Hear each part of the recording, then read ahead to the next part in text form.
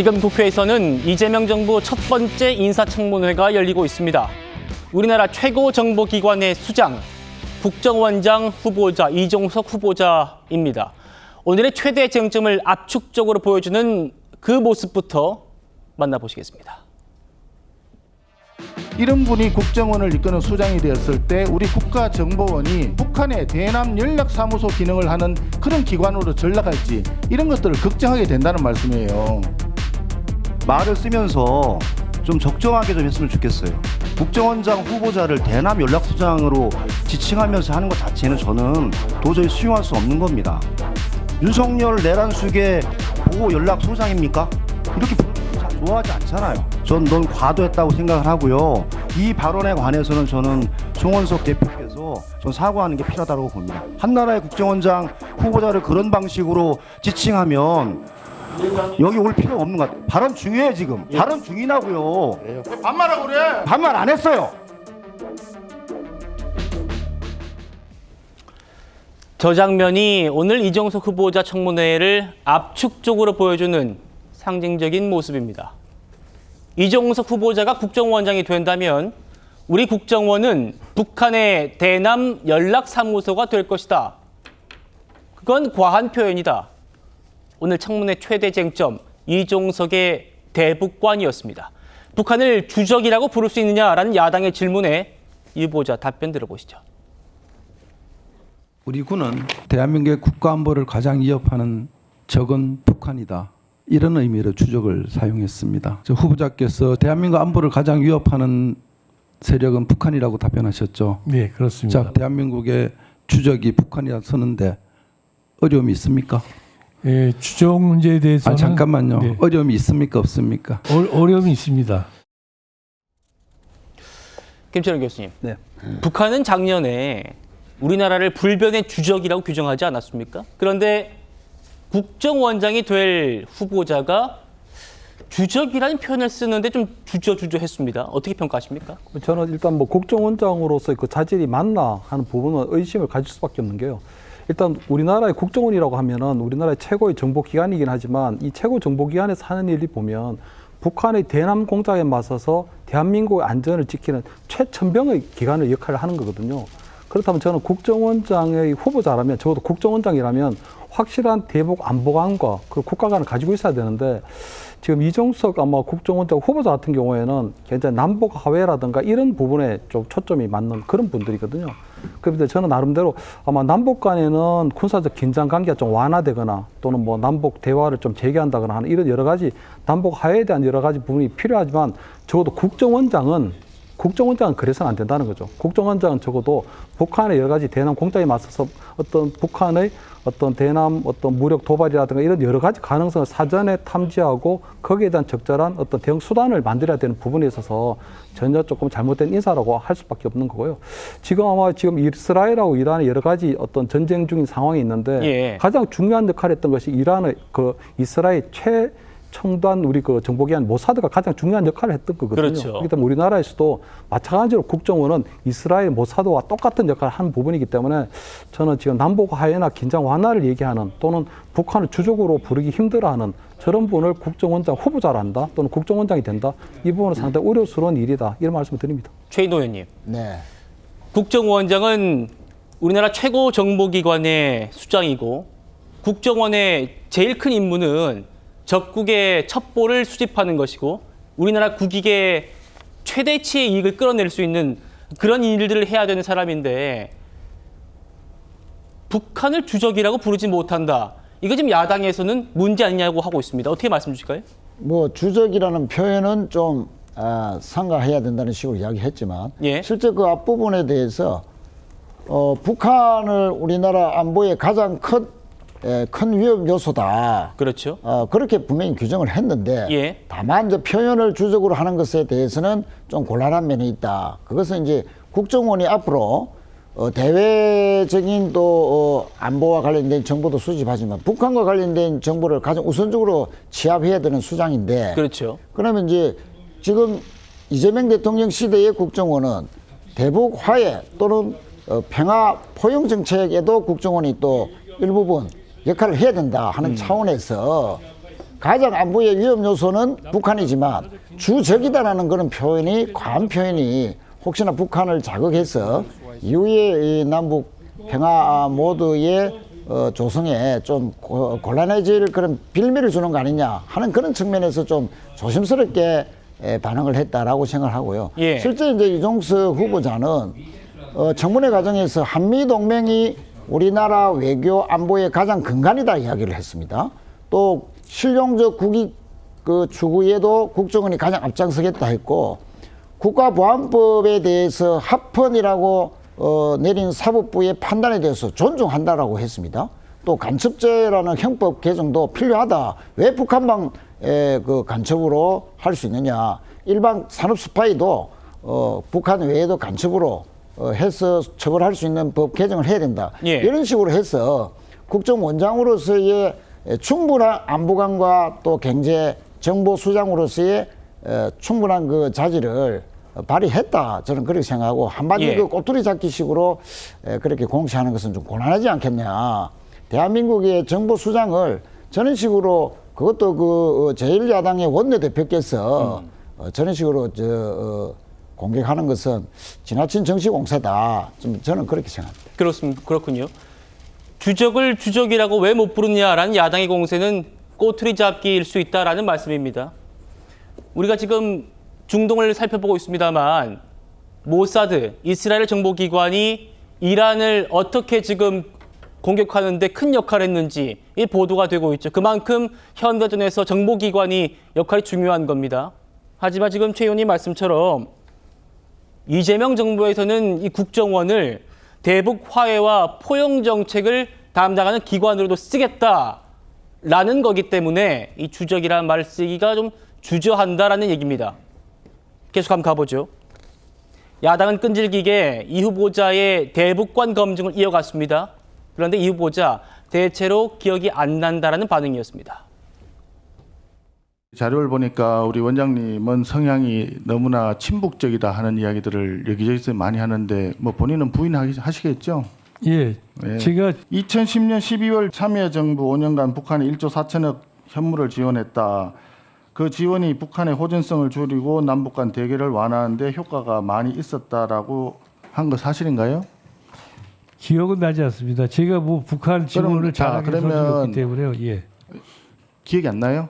예, 기억이 나지 않습니다. 2010년 한반도 평화 포럼에서는 북한의 천안함 피격에 대해서 우리 사회가 잘못 느끼고 있다. 이렇게 또 말씀하셨어요. 이것도 사실입니까? 기억나지 않습니다.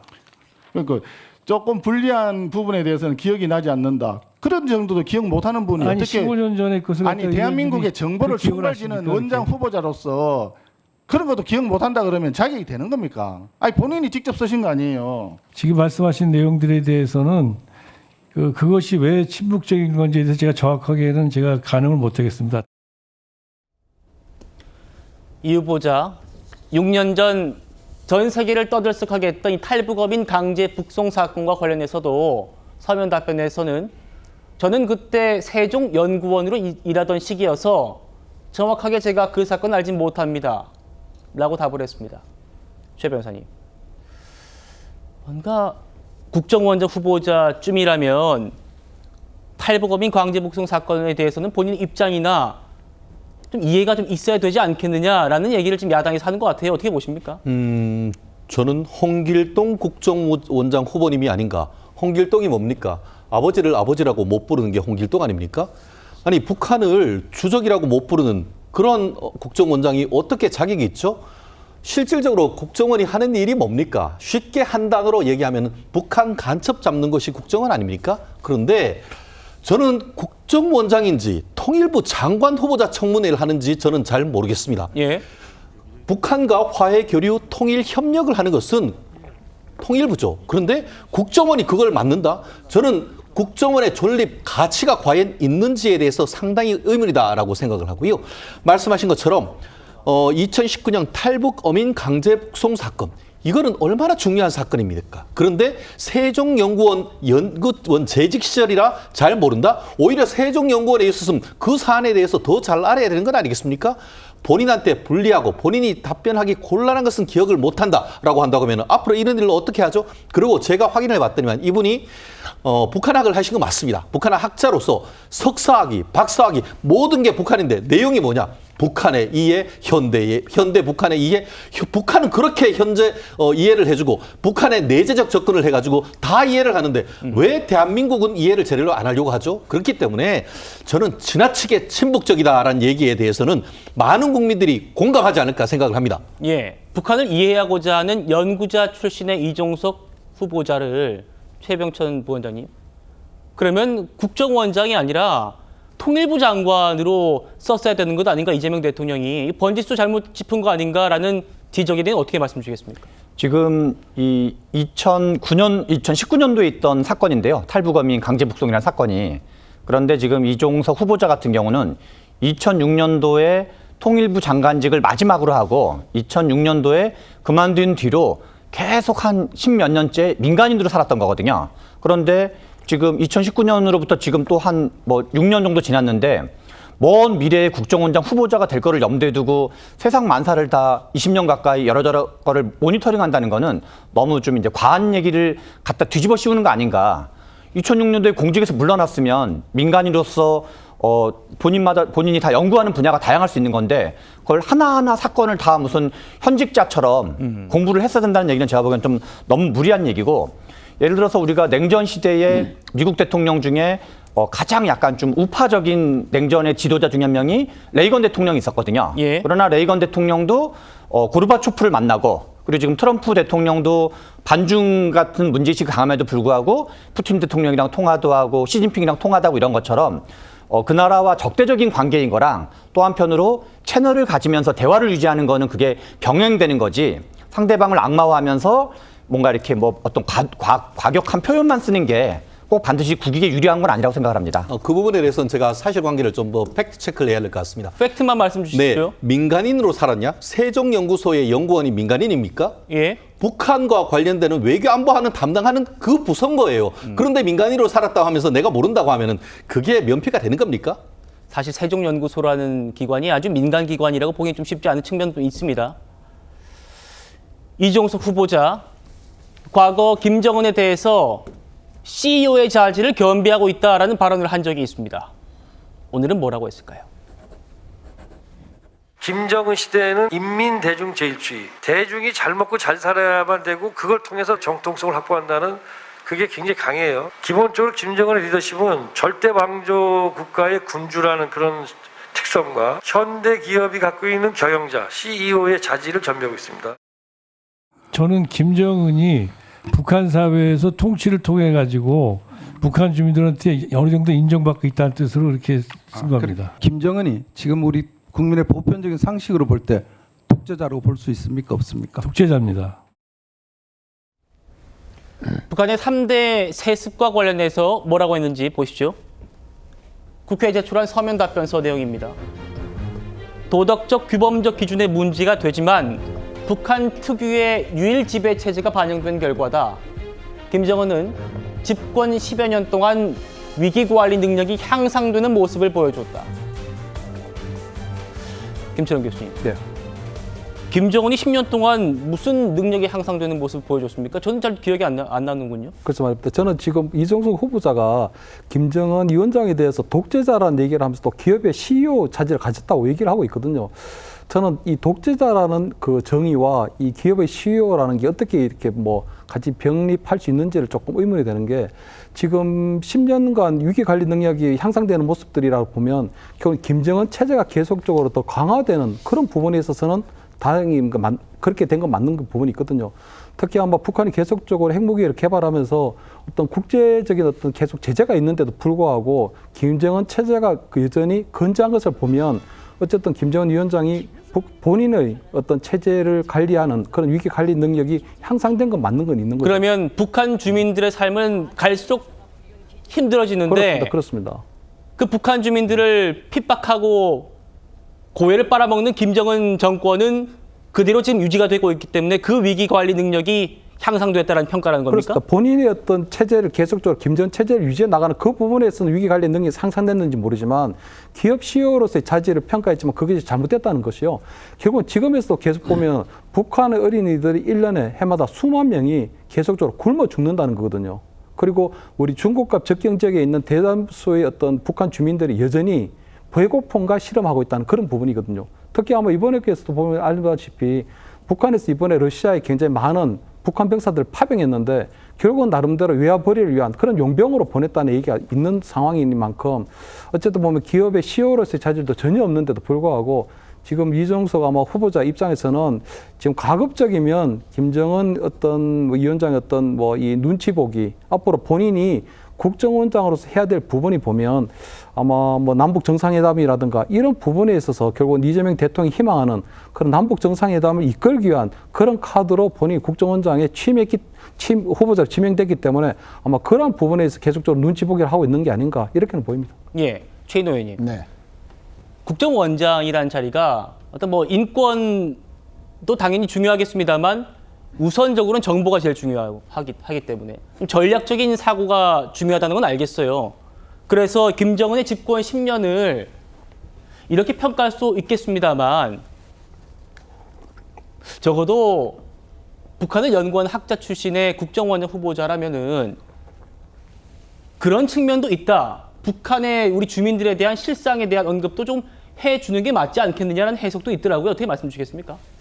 그렇습니다. 뭐 국정원장 후보자의 방점은 북한의 3대 세습 관련해서 도덕적으로 또 규범적으로 문제가 된다. 그 잘못된 세습 체제다라고 전제를 하면서도 그러나 종교적인 독재 국가지만 지난 10년간 뭐 여러 가지 측면에서 위기를 극복하면서 정권을 유지해오고 있다 하는 그런 측면에서 그 현실적으로 존재하는 권력자로서의 모습은 인정해야 되지 않느냐, 막 그런 내용으로 아마 발언한 것으로 보이고요. 예. 뭐 이것은 방금 앵커께서도 지적했듯이 이제 남북 관계가 만약에 화해가 돼서 또 만약에 정상회담을 한다, 또는 트럼프 대통령과 김정은 간에 또 미북 회담, 정상회담이 또 이루어진다라고 봤을 때는 그러면 종교적 독재 국가지만 또 그러나 현실적으로 여러 가지 정세 하에서 미국은 미국대로의 국익대로 우리나라는 우리나라대로의 국익을 추구하는 가운데에서 이 시기에는 북한과 화해 정책이 필요하다라고 했을 때는 또 정상끼리 만나야 되는 그런 현실적인 측면을 고려했을 때 국정원이 북한에 대해서 또 타격을 해야 될 때는 권한 정보를 당연히 충실하게 제공을 해야 되지만 또 화해 정책이 필요할 때는 또 그에 맞는 정보를 정확하고 있는 그대로를 또 보고를 하고 그래서 관계 개선에 또 역할을 해야 될 때는 또 해야 되는 것이죠. 그래서 현실은 현실대로 인정해야 되는 측면이 있다 하는 그런 외교 현실의 그 실상에 반영한 뭐 그런 발언이다 이렇게 이해하고 있습니다. 알겠습니다. 오늘 청문회에서는 보이시나요? 불법 대북 송금 혐의 등으로 징역 7년 8개월형을 확정받은 이화영 전 경기부지사, 그 옆에 이종석 후보자가 있죠. 두 사람의 관계도 쟁점이었습니다. 이화영 그 경기도 평화부지사였던 양반이 대법원에서 징역 7년 8개월, 벌금 2억 5천, 추징금 3억 2,595만 원 유죄가 확정이 됐습니다. 이건 알고 계시죠? 예, 알고 있습니다. 이 대법원의 판결에 대해서는 동의하시는 내용이십니까? 당연히 법원 판결은 존중된다고 생각합니다. 이화영 부지사가 대북 송금을 했다는 사실을 혹시 알고 계셨습니까? 이화영 부지사가 송금을 한 사실을 몰랐고 송금 때문에 그렇게 판결된 것이 아니라 여러 가지 관련된 사건들이 다 합쳐져서 그런 형이 내려졌다고 알고 있습니다. 이화영 부지사하고 굉장히 오랫동안 활동을 같이 하셨어요. 2018년도에 평화시대의 경기도 정책 토론회도 같이 하셨고 평화방북단도 같이 하셨고 경기도 평화정책 자문위원회 회의도 2번, 3번 하셨고 2019년에 아시아태평양 평화 번영을 위한 국제대회도 같이 하셨어요. 잘 아시는 분이죠? 제가 경기도 평화정책 자문위원장이었거든요. 잘 아시는 분이죠? 이화영 부지사도 같은 공동위원장이었기 예. 때문에 그렇게 아는 사이입니다. 근데 예. 아니 개인적으로 잘 아는 사이는 아니고요. 이화영 부지사가 대북 송금한 거 있잖아요. 불법 송금한 거 이 부분에 대해서 이야기를 들은 바가 없다고 말씀하셨잖아요. 당연히 없습니다. 예. 이렇게 밀접한 관계에 있는 분인데도 불구하고 말을 하지 못할 정도로 이것은 불법이라고 하는 것을 이미 이화영 부지사도 알고 있었고, 그리고 그것이 경기도 도지사를 했던 그때 지사까지도 이미 다 알고 있었기 때문에 이게 굉장히 위험한 일이고 불법적이라는 걸 알고 있었기 때문에 그래서 말씀을 안 드린 거 아닌가. 그렇게 생각하지 않습니다. 그건. 예. 뭐 들으신 것처럼 이종석 후보자는 이화영 전 부지사와 함께 이재명 경기도지사 시절에 평화정책자문위원회 공동위원장을 지냈었습니다. 그 인연으로 검찰이 지목했던 필리핀에서 북한으로 뭔가 송금되는 그 공간에 이화영 씨와 함께 있었다라는 또 의혹을 받고 있는 후보자가 이종석 씨입니다. 이종석 후보자는 실제로 이화영 씨 재판에 증인으로 나가가지고 이화영 부지사 측에게 유리한 발언을 하기도 했습니다. 당시에 대북 제재가 워낙 촘촘해서 협력 사업을 약속했더라도 실제 이행된 건 불가능했다. 도지사의 북한 방문은 아무리 애를 써도 안 되는 시기였다. 그런 표현은 의례적으로 많이들 한다. 최인영 변호사님. 당시 대북 제재가 워낙 촘촘했고 또 문재인 정부 시절에 이재명 도지사가 당시 배제되기도 하는 북한 방문 때 그런 일들 때문에 경기도가 독자적으로 뭔가 대북 정책을 추진하려고 했던 그런 시기였던 것이 사실이거든요. 그런데 이때 이화영 씨에게 굉장히 유리한 얘기를 했었습니다. 어떻게 보십니까?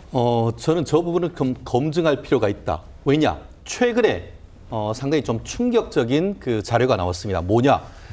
지금 얘기하고 있는 이 그 대북 관련해서 스마트팜이니 아니면 대북 관련돼서 출입 관련되는 돈을 보냈느니 하는 그것이 바로 2018년 내지 2019년 말까지 있었던 겁니다. 그런데 그때로부터 한 몇 개월 뒤인 2020년 5월에 건국대 최모 교수가 운영하는 이 그 최모 교수 TV란데 이재명 대통령이 직접 출연을 해서 인터뷰했던 육성이 나왔습니다. 그때 이재명 대표가 경기지사가 뭐라고 얘기했냐면은 북한이 경기도에만 요구하는 것이 있다. 최대한 좀 보내주려고 하는데 그것이 좀 많아서 다른 데에 협력을 좀 얻고 있다. 다만 상세한 것은 보안 사항이다. 이렇게 이재명 대표가 직접 인터뷰했던 내용이 있습니다. 그 내용은 지금 이종석 전 통일부 장관, 지금 후보자가 얘기하는 것과는 사뭇 결이 다른 겁니다. 아시다시피 그때에 하노이 노딜을 된 이후에 유엔 제재가 있었던 것은 사실입니다. 그럼에도 불구하고 그 무렵인 2020년 5월경에 이재명 경기지사께서 최모 교수란 TV에 나가가지고 직접 그런 얘기를 했는 것과 지금 이종석 전 장관이 경기도의 평화통일 관련되는 공동위원장으로 했던 얘기는 사뭇 결이 다르단 말이에요. 네. 그렇기 때문에 과연 정말 지금 이종석 장관이 선서하고 증언했는 내용이 맞는지 좀 더 제가 봤을 때는 검증이 좀 필요하다. 저는 그렇게 봅니다. 인사청문회 국회가 수사 기능이 있는 게 아니기 때문에 그 검증이 쉽지는 않을 텐데 과연 그러니까 저 말씀이 맞는지에 대해서는 예. 상당히 의문이 든다는 말씀이죠. 어쨌든 뭔가 좀 추가적으로 좀 질문이 더 뒤따라야 할 것이다라는 말씀입니다. 자, 이종석 후보자가 생각하는 한미 관계도 좀 어떨지가 궁금합니다. 과거에는 전략적으로라도 한미 연합 훈련이 중단될 필요가 있다고 했었습니다. 오늘 답변 같이 들어보시죠. 북핵을 포기시키려면 한미 훈련 중단이 전략적으로 필요하다 이렇게 말씀하신 거 기억나십니까? 시기와 조건 없이 말씀하시니까 이게 2021년 6월 15일입니다. 한미연합군사훈련에 대해서는 하여튼 우리가 이 비핵화로 나가는 저기 한반도 평화로 나가는 이 중요한 길에서 전략의 선택과 집중, 상대에게 그야말로 핵을 포기시키고 그 다음에 이런 걸 하려면 예살점도 떼어내야 되는데 한미연합군사훈련이 중요한지 아니면 한반도 비핵화가 더 중요한 건지 여기에 대해서 우리가 전략적 결단을 하고 한미 훈련 중단이 되면은 북한이 지금 보유하고 있는 핵무기를 다 폐기한다고 장담하십니까? 앞으로 개발도 해서는 안 되지만 기존에 개발된 무기도 폐기되는 게 포함되는 거 아니겠습니까? 그렇죠? 그렇습니다. 예. 존경하는 유영아 의원님 그 질의에 답변 드리겠습니다. 예, 제가 저런 얘기를 한 거는 북한 핵 포기를 위해서도 우리가 어떤 값비싼 대가를 치러야 된다는 뜻으로 말씀드린 거고, 북한이 만약에 포기를 안 한다면 우리가 우리 조건을 그걸 갖다가 포기할 이유가 없다고 생각하고요. 오늘날 세계는 어쨌든 간 협력을 해야 되고, 그런 점에서 한미동맹이 가장 기본적인 저희 바탕입니다. 그리고 그 위에서 저희들이 이제 한미협력이 있고 주변국가 관계를 관리하는 것이 저희 현재 이재명 정부의 어떤 정책적 방향이고, 또 저도 역시 그렇게 생각하고 그런 북한이 비핵화를 한다면 우리도 뭔가를 좀 포기해야 하지 않겠느냐. 이런 한미연합훈련의 조건부 중단 얘기를 했었던 이종석 후보자였습니다. 그런데 오늘은 조건부 중단은 생각해 본 적이 없다라고 했는데 저희가 들려드렸지 않습니까? 본인은 그런 말 한 적이 있고요. 최병천 부원장님. 말이 바뀐 겁니까? 어떻게 봐야 됩니까? 우리가 외교라는 게 그때그때 상황이 있는 거잖아요. 예를 들어서 트럼프 대통령이 김정은 국방위원장에 대해서 한때는 로켓맨이라든가 막 비난하는 얘기를 했거든요. 근데 또 한편으로는 최근에 하는 얘기는 상당히 연령이 있고 매우 훌륭한 사람이다. 또는 김정은은 똑똑하고 뭐 진짜 권력자다.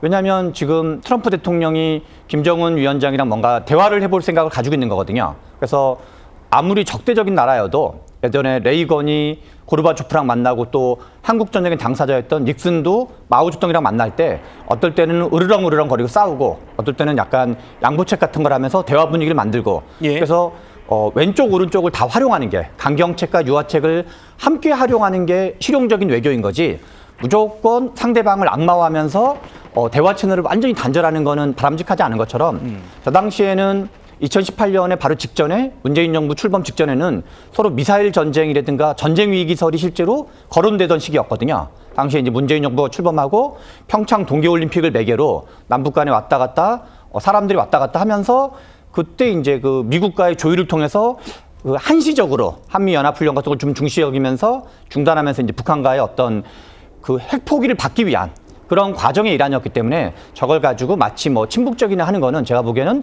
과도한 어떤 냉전 시대에 있던 딱지 붙이기랑 비슷한 거다라고 생각을 합니다. 김준일 교수님.